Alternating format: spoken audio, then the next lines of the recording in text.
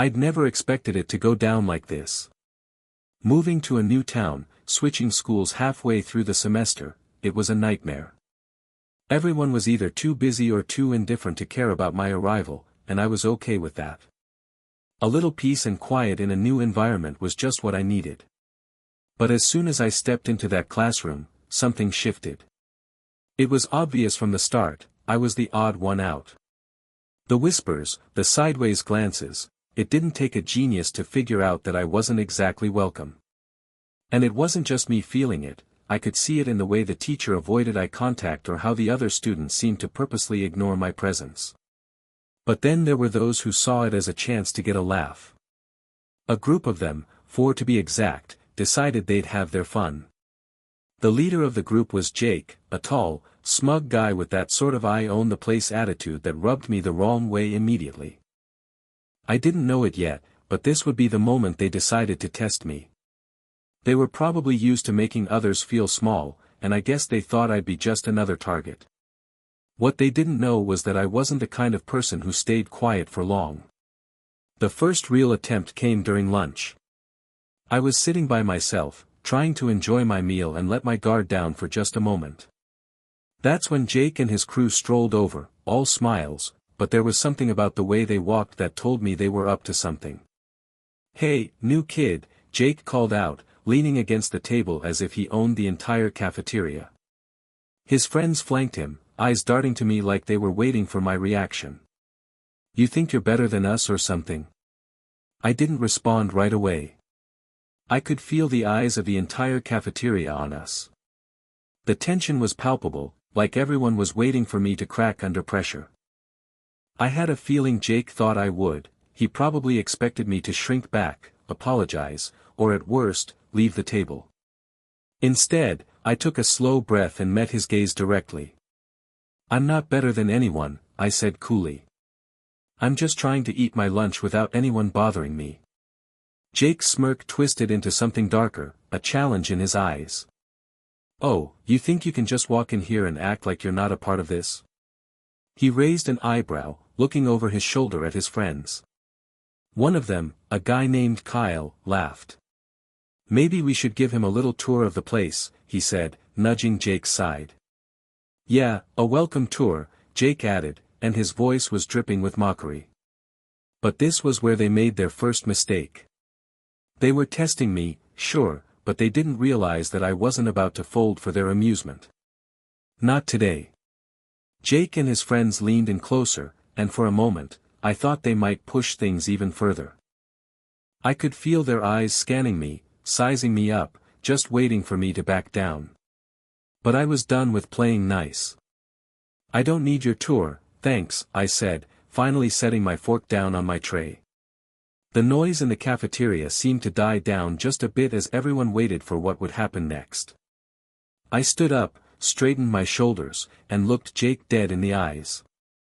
"If you want something, let's go outside and settle it like people who aren't afraid of what's coming next." The cafeteria was silent for a beat. I could feel the tension rolling off everyone. Jake's eyes flickered, he wasn't expecting me to call his bluff. He glanced at his friends, who seemed to hesitate, unsure of how to play it.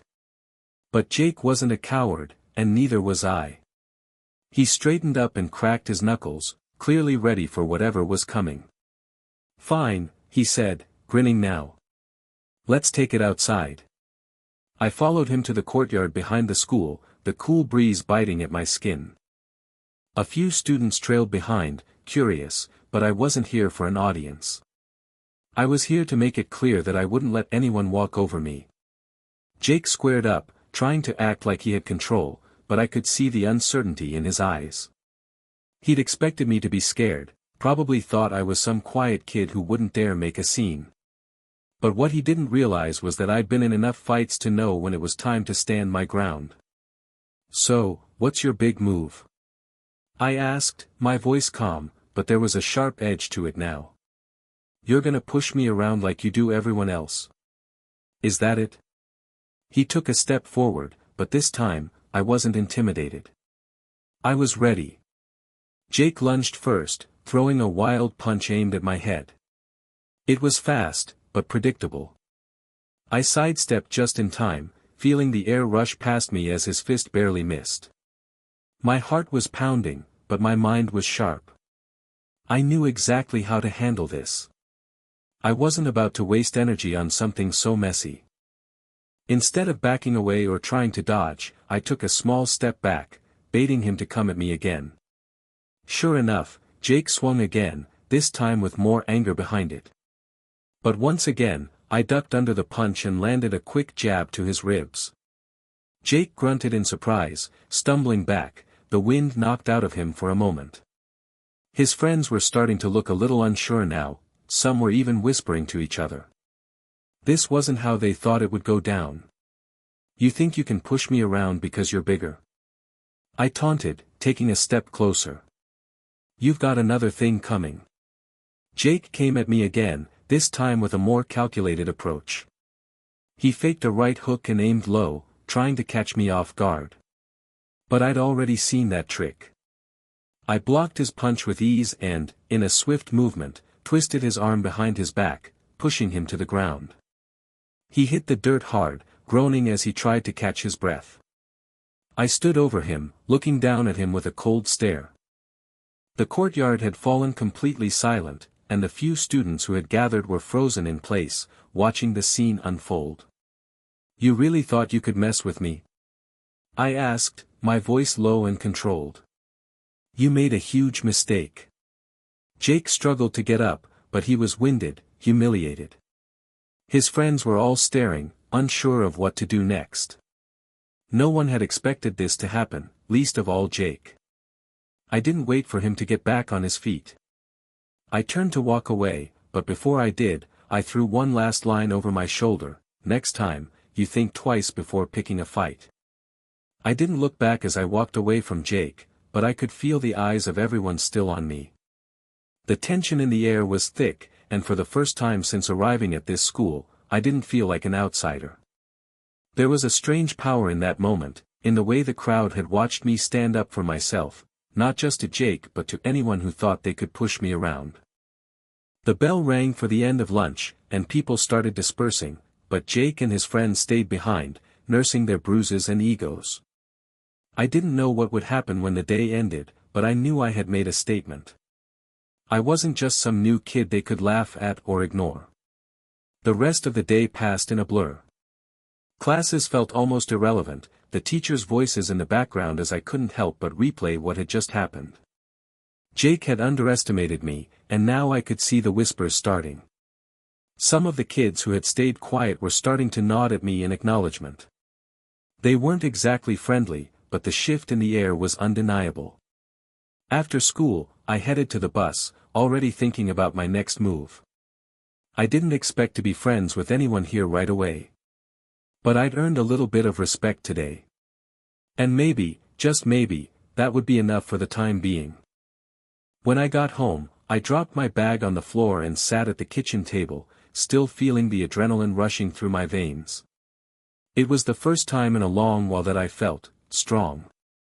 I had no idea what the next day would bring, but I knew this: they had messed with the wrong kid. And that mistake, they wouldn't forget it anytime soon. The next morning, the halls felt different.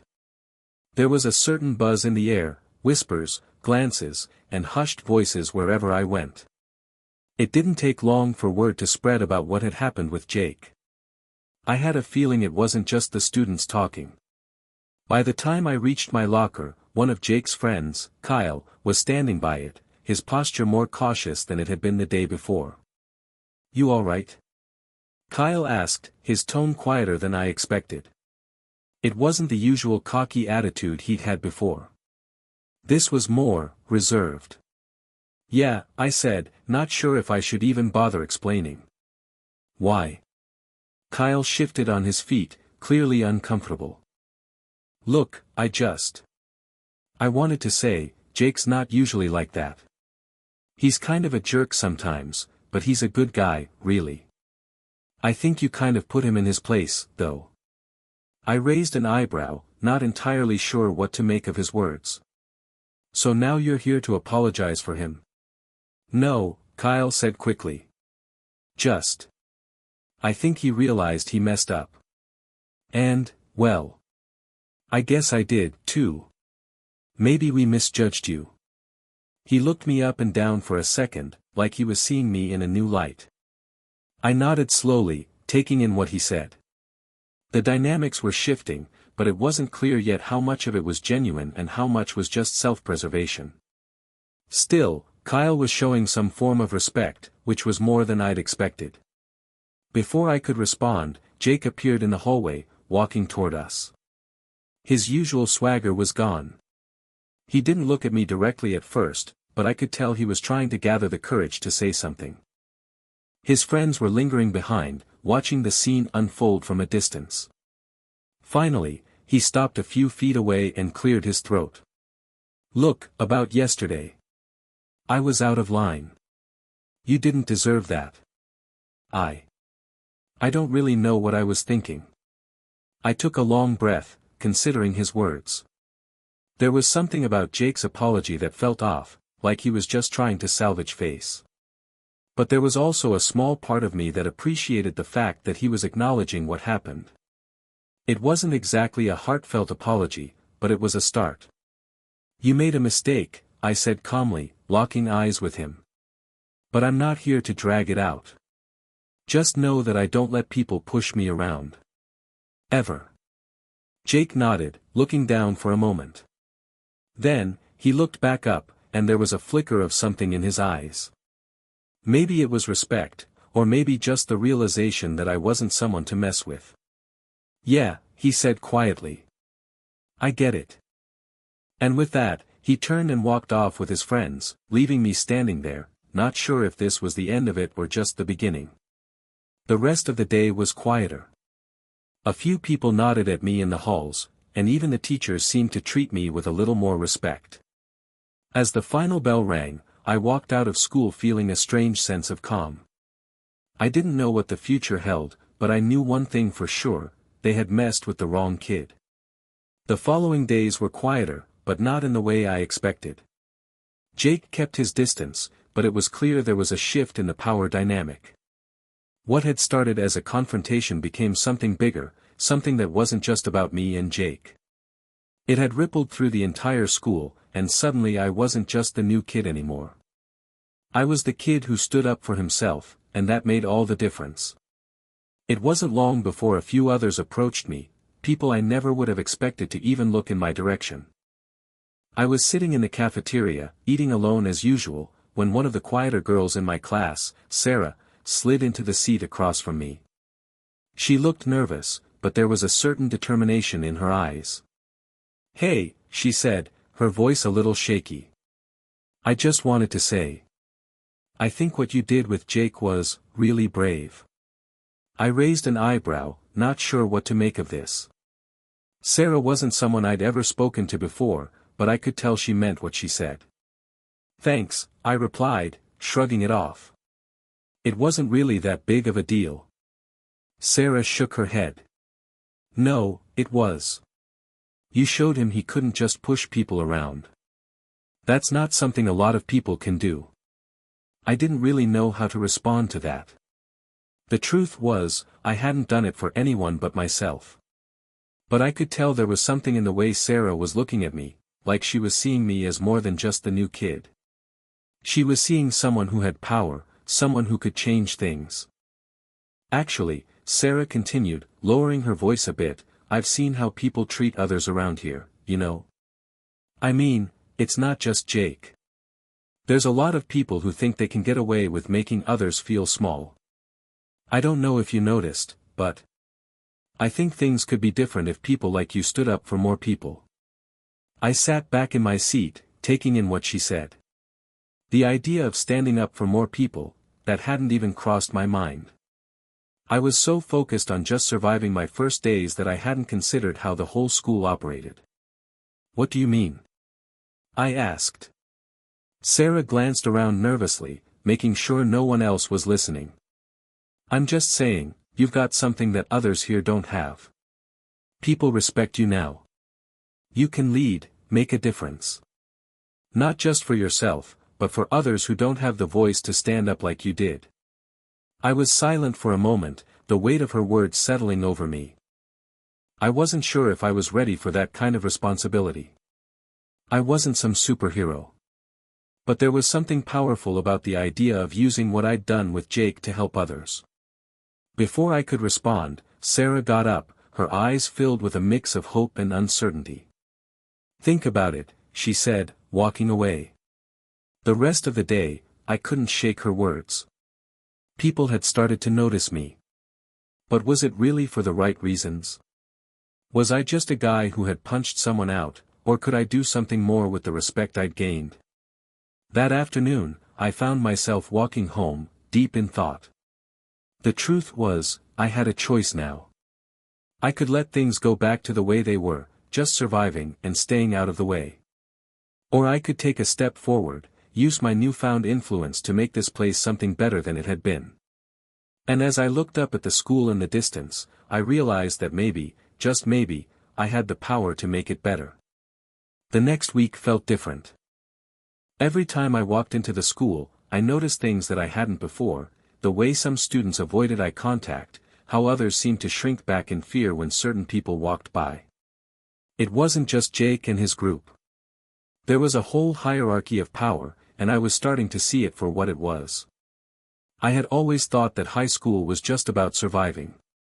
But after everything that had happened, I couldn't ignore the fact that I had the ability to change things. It wasn't like I had a plan or a strategy. It wasn't like I had suddenly become some kind of leader overnight.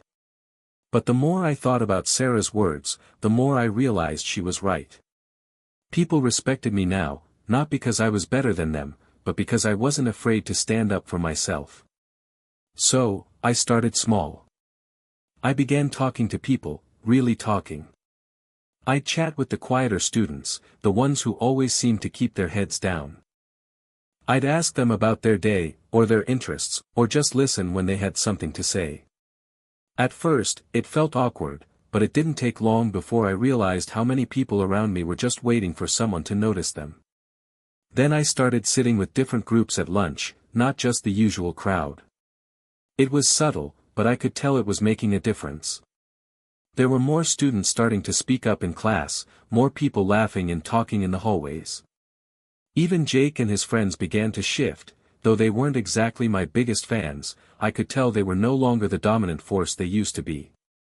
One day, I was sitting outside during lunch when I saw Jake walking toward me. He wasn't with his usual crew, and he didn't look as smug as he had the first time we'd met. This time, his posture was more neutral, maybe even a little apologetic. "Hey," he said, stopping just short of my table. "I just wanted to say thanks." I raised an eyebrow, not quite sure where this was going. "Thanks? For what?" He shifted uncomfortably. "For not making it worse. You could have kept going after me, you know. But you didn't. And I respect that. Honestly, I think the whole school is a little better off because of it." I sat back in my chair, surprised by the sincerity in his voice. I wasn't sure if Jake was trying to turn over a new leaf or just saving face, but it didn't really matter. What mattered was that something had changed. People were talking, they were paying attention, and they were starting to see each other, not just as targets or obstacles, but as equals. "I didn't do it for thanks," I said simply. "I just did what needed to be done." Jake nodded slowly, as if thinking over my words. "Yeah, I get that." He gave a short nod and turned to walk away, leaving me with a strange sense of closure. By the end of the year, things were different. The school wasn't perfect, and I wasn't a hero, but it was better. More students were standing up for each other. More teachers were noticing the changes, and even the principal seemed to take a new approach to the way things were run. The cliques were still there, the hierarchy still lingered, but there was a sense of fairness that hadn't been there before. And as for me, well, I'd gone from being the new kid to someone who knew the power of standing up for what's right. I didn't need to be a leader, but I had the power to change the environment around me. And that, in itself, was enough. As I walked out of the school on the last day of the year, I realized that I had made my mark. Maybe not in a way I'd originally imagined, but in a way that would stay with me, and with the school, for a long time. They messed with the new kid. And it was the biggest mistake they could have made.